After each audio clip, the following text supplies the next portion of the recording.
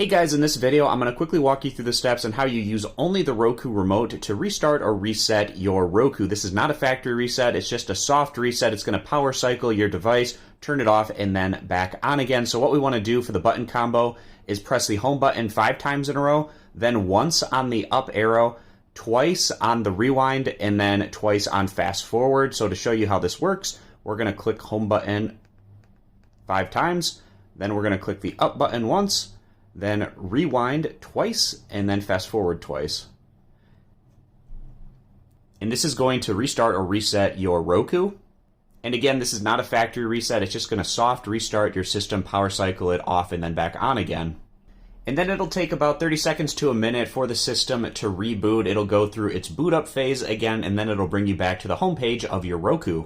So I hope this video was helpful, quickly walking you through the steps on how you restart or reset your Roku using only the Roku remote. I appreciate you guys stopping by. Consider subscribing to the YouTube channel, and I'll see you back here next time.